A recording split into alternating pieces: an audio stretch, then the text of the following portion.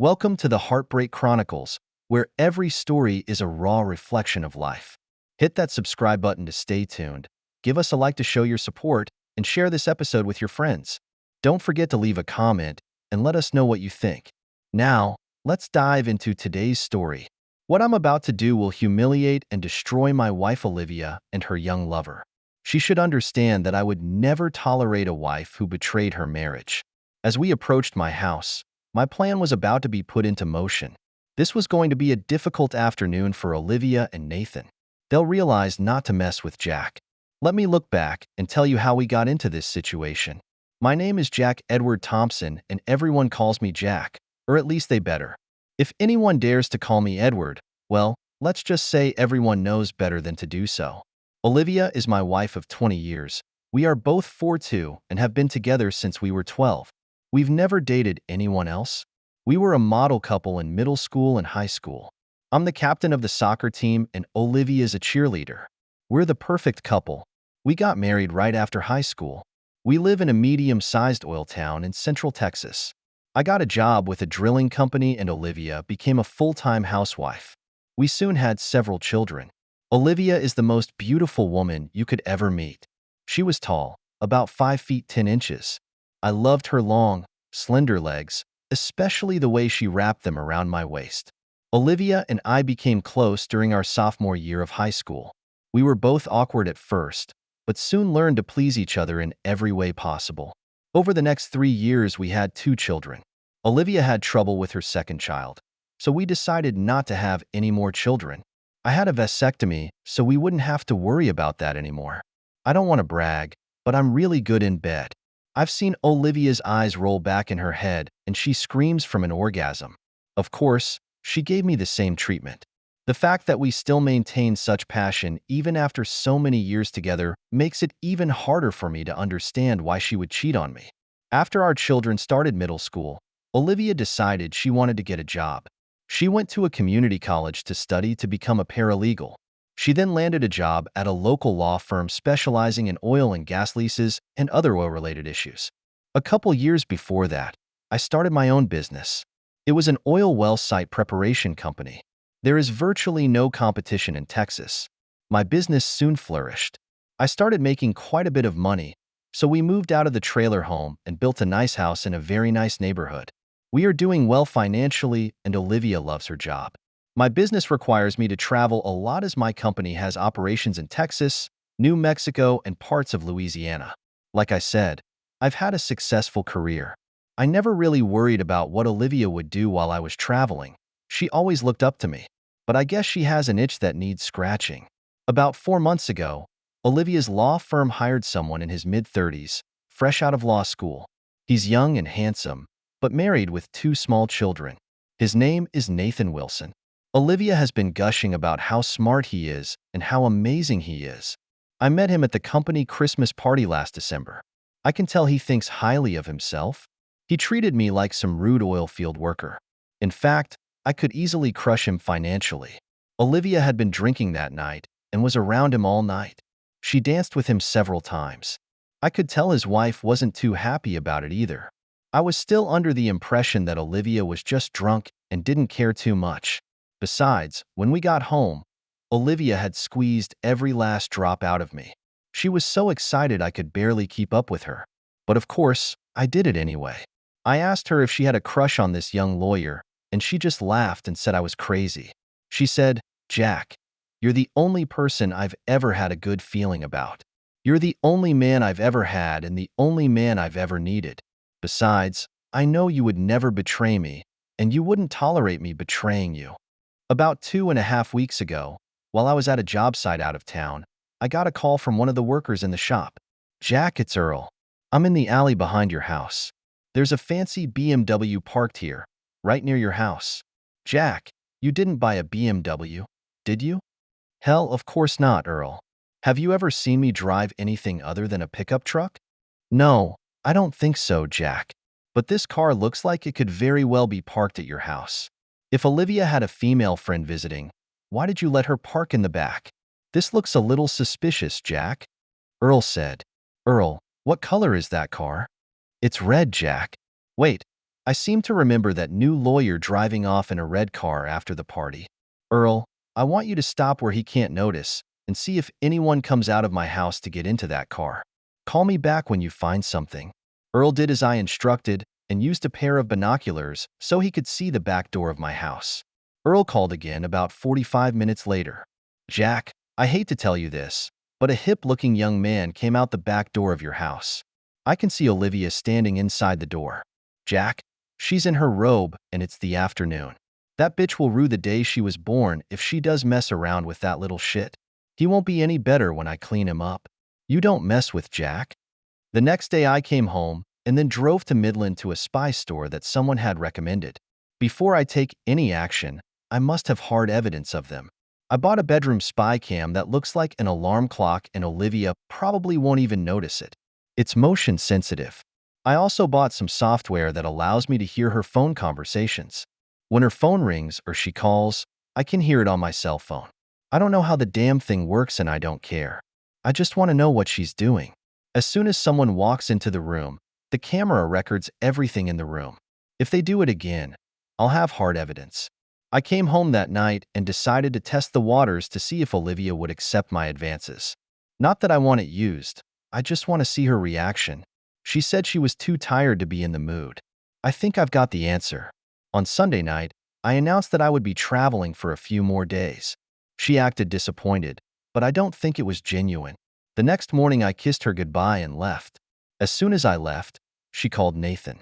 She told him I was traveling again, and he said they would meet this afternoon. He'll park in the alley again. As much as I hate to do it, I have to keep them going. I need proof. I'm beginning to realize that my marriage may be over.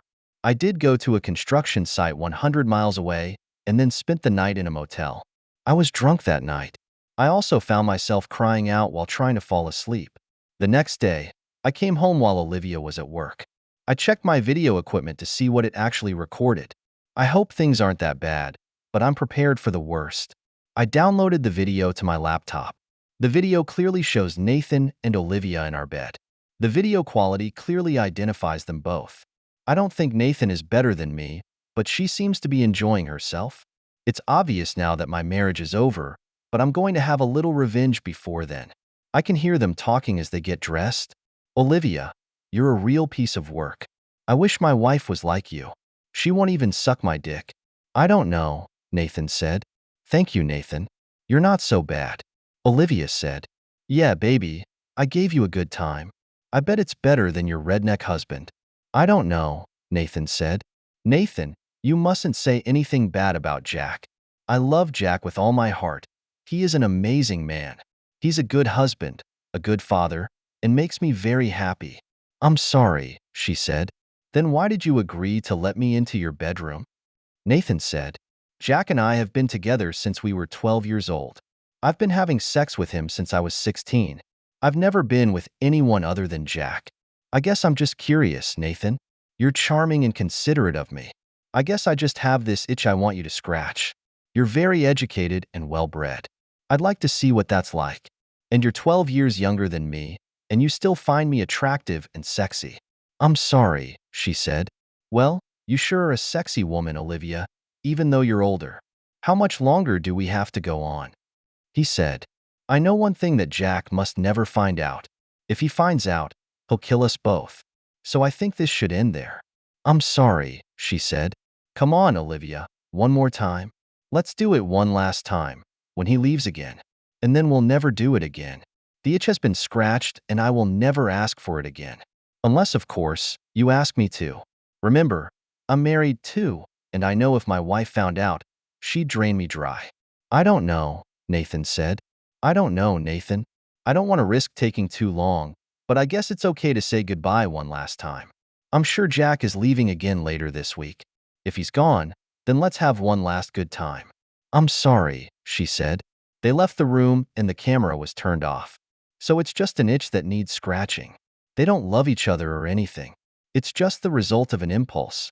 I've had a few itchy spots over the years, but I've never gotten close to scratching them. They're about to find out not to mess with Jack. I went back to the workshop and waited for some of my guys to come in. I need some help with this. I had an idea that surprised even me. I called Earl and told him to have Leon and Tiny meet me at the workshop. All three were tall oil field workers. Tiny is the biggest. He's about 6 feet 6 inches tall and weighs 320 pounds. They are also very loyal to me and would do anything for me. When they arrived, I sat them down and explained everything. They can't believe Olivia would do this to me. After I told them about the video, they all jumped up and down and said they wanted to see it. You guys just want to see Olivia naked. Take my word for it. She did something she shouldn't have done with that fancy lawyer, and she'll soon regret it. I guess men are like that. After explaining what I wanted them to do, they left laughing and said it would be fun. That night, I tried to act as normal as possible. I even took action against Olivia. I just wanted to see her reaction. Just like last time, she said she wasn't in the mood. She's probably worried about what I'll notice. I told her I had another overnight business trip the day after tomorrow. She just shrugged and said okay. The next day, I drove to Midland to meet with an attorney I knew. We drew up divorce papers and also prepared the lawsuit I would file against Olivia's employer. Everything is arranged. Let's see if they'll have that last fling. I was quiet that night. I guess I'm rather sad that my marriage is coming to an end. Olivia even asked me if something was wrong. I just told her I wasn't feeling too well and turned in for the night. Which brings me to where I started this story. Everything is ready. Earl and Leon are with me in my truck. Earl was armed with rope, duct tape, and 2 sturdy chairs, just as I had instructed. Tiny drives a company truck and trailer with a large forklift on it. Tiny is an excellent forklift operator. I drove through the alley to make sure Nathan's car was there. Sure enough, his BMW was parked behind my house. I instructed Tiny to park the truck in the alley and drive the forklift next to Nathan's car. He's going to put the forklift in position and wait for my signal. I drove the car back to the front of the house, but didn't park directly in front of the door. I got out of the car and Earl and Leon followed with chairs, rope, and duct tape. When we got to the front door, I called Tiny and told him to get started on his part of the plan while we entered the house. Tiny used a forklift to lift Nathan's little BMW and transport it to the community pool at the end of the block. The pool gate is just big enough for a forklift to pass through. Tiny cuts the lock with a pair of wire cutters and puts Nathan's car in the pool. Meanwhile, we went upstairs to my bedroom. As we got closer, we could hear voices coming from inside. I looked through the half-open doorway and see Olivia riding on top of Nathan. I caught them doing just that. I signaled Earl and Leon to grab Nathan first. They're going to tie him to a chair and tape his mouth shut. After Nathan is subdued, it's Olivia's turn. We stormed into the room, yelling. Olivia screamed, "Jack, oh God, no. Honey, I can explain. Jack, I'm so sorry. Please don't hurt Nathan." They tied Nathan up as I instructed, then tied Olivia to the other chair, but didn't gag her. I knew they were staring at my naked wife. But what the hell? She would soon no longer be my wife. They took Nathan to the back of my truck and secured his chair to the fender of the compartment. I pull over a chair and sit in front of Olivia. She was crying and kept saying, "Jack, I'm so sorry. I did a stupid thing and I'm really sorry. Olivia, I just want to know why. Am I a terrible husband? Am I a bad lover? Why are you doing this to me, to us, to our family?" I asked, tears rolling down my cheeks. "Jack, I know this looks bad, but I still love you dearly. Nathan is just a passing fascination that means nothing. This is the last time we see each other, I swear. I was just curious what a guy like Nathan would be like in bed. He makes me feel good about myself, but he's nowhere near as good a lover as you are. It may have been a passing fascination for you, Olivia, but you hurt me deeply. We've been together for so many years, and you've ruined everything for a moment of curiosity." I said, "No, Jack, you must forgive me. I'll do anything. It's just an itch that needs scratching. I'm sorry you found out. I never meant to hurt you." "I'm sorry," she said. "Olivia, I've had my share of itches, but I've never betrayed you. I've always worshipped you and held you in my heart. And then you fuck around in our bed with a young, smooth-talking lawyer. I'm sorry, Olivia. This is inexcusable." I saw Earl and Leon waiting outside the door.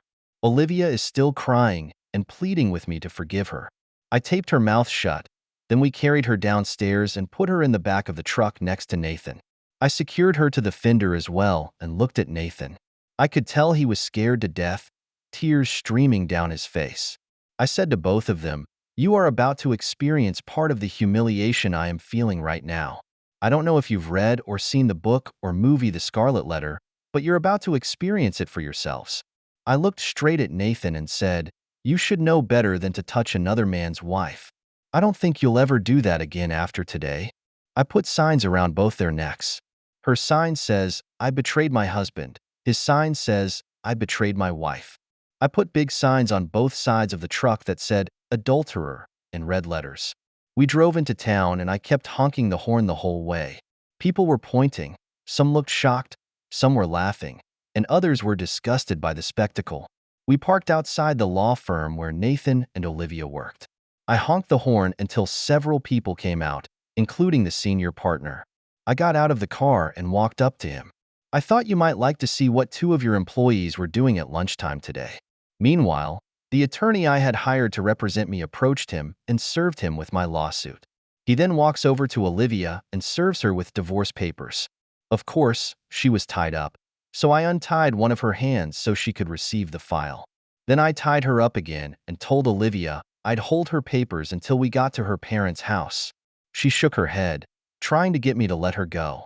The senior partner walked up to Nathan and Olivia and yelled, "You're fired." Then we drove to Nathan's house. You should have seen the look on his face when we drove in. I got out of the car and walked to the door. When his wife opened the door, I explained everything and gave her a copy of the video. Behind her stood two small children. I feel so bad for her, but she needs to see her husband for what he is. Leon and Earl lifted Nathan out of the truck and placed him in the yard. She came over with tears in her eyes and slapped Nathan hard. She gives Olivia a vicious glare, then goes back inside. Just as she was about to enter, I told her that I thought Nathan's car might have skidded down the alley behind my house and rolled into the pool at the end of the block. Nathan was still sitting there when we drove away. We took Olivia for a drive to her parents' house. I walked to the door, but Bubba and Mildred were already standing there. I explained the whole situation and provided video evidence if they wanted it. I made sure they knew I wasn't kidding and that Olivia was the one at fault. They looked at their daughter, then just shook their heads. Bubba said, "Jack, we are so sorry for what our daughter did to you. You've been a great husband and a wonderful son-in-law to us. Is there any chance you can forgive Olivia? I know she still loves you." "I'm sorry, Bubba. I can't possibly trust her anymore. I've tried my best to be the best husband I can be to her, and this is how she repays me. I saw her and Nathan having sex in our bed on video, and then I caught them red-handed." "No, I can never forgive something like that." Mildred said, "We understand, Jack. I guess we can't blame you." I untied Olivia and brought her to her parents. I ripped the tape off her mouth and she said, "Please, Jack. I'm really sorry. I promise I'll never do anything like that again." I realize now how stupid that was and that it wasn't even worth it. He's nowhere near as good as you as a lover. I'd do anything if you'd give me another chance. She looked so cute there, naked and pleading with me.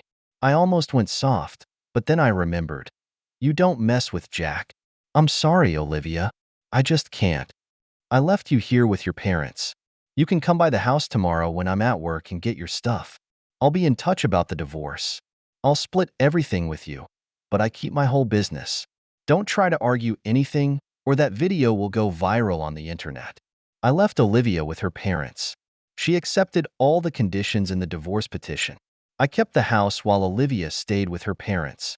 I wondered if I was too hard on her, but she made a big mistake and paid for it.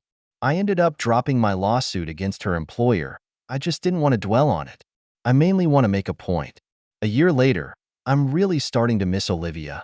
I've gotten over all the feelings of anger and humiliation. I haven't really dated anyone else and I'm not interested. I did have a few one-night stands, but none of them meant anything. Most of them happened on business trips and were one-night stands. Mildred called me and wanted to meet me for lunch to talk. I agreed because I wanted to know about Olivia. I haven't spoken to her in a long time, and every time I do, she just wants to apologize. Mildred told me that Olivia still lives with them. She found a new job in a nearby town, working for a couple of elderly lawyers. Those were two seniors who needed a right hand, and she loved her new job. Mildred told me that Olivia refuses to date anyone. She was often invited out, but she declined. She still hopes that one day I'll come back to her. I told Mildred that I missed Olivia too and had forgiven her. It took some time, but I couldn't help but look at it more. She looks great. She was dressed nicely, lost some weight, and grew her hair long, just like she did in high school. Every man in the bar turned his head to stare at her. I walked over to greet her. "Hello, Olivia. I must say, you look beautiful. It's good to see you." I gave her a hug. She hugged me tightly and wrapped her arms around my neck for about 10 seconds. When she spoke, she had tears in her eyes. "It's good to see you too, Jack. You look good too. I can't tell you how excited I was to get your call." We chatted for a few minutes and then Olivia said, "Jack, for the past year I've been trying to figure out why I did what I did. I have no excuses. I take full responsibility for my actions. You have no idea how many nights I've cried myself to sleep because of the pain and humiliation I've caused our family, not to mention the loss of the love of my life." Olivia continued, "I don't have any feelings for Nathan. Yes, he spoke beautifully, and he said some things I like to hear. I am now convinced that he somehow manipulated me. I'll never understand why this happened. I'm sorry," she said as tears began to stream down her face, pausing to pull a tissue from her handbag. She continued, "Jack, I love you more than anything in this world. I'd give anything to turn back the clock. I know the kids were mad at me at first, but they quickly realized how much I regretted my mistake and they have forgiven me. What I need more than anything right now is to hear you say that you can forgive me. If you can forgive me, then I will exit your life and let you move on." You're right, Olivia. I feel humiliated and deeply hurt by what you did. It's hard to accept seeing the woman you love so much having sex with another man on video. I'm angry at you too, which is why I punished you both the way I did. I apologize for that. That may have been a bit much. I'm sorry, I continued as I took a sip of my beer. I was finally able to come to terms with everything and realize that I could forgive you. I still love you, but I can't trust you anymore. In my nightmares, I still see you with that guy. She's still crying, holding my hand. I took her hand in mine and told her, "I really want to be with you again, but that can only be in another life where you have been faithful to me." By now, tears were streaming down my eyes. I stood up and walked toward the door. When I reached the door, I looked back and saw her looking at me with teary eyes. I raised my hand and waved one last goodbye. It's tough. My heart is aching, and it feels like a knife is stabbing me in the heart. But I have to. Hopefully she learned from this, but most importantly, she learned not to mess with Jack. Thank you for taking the time to listen to today's story. If you enjoyed it, please like and subscribe if you haven't already. If you have a story to share about your own or someone else's experience, please feel free to contact me. Take care.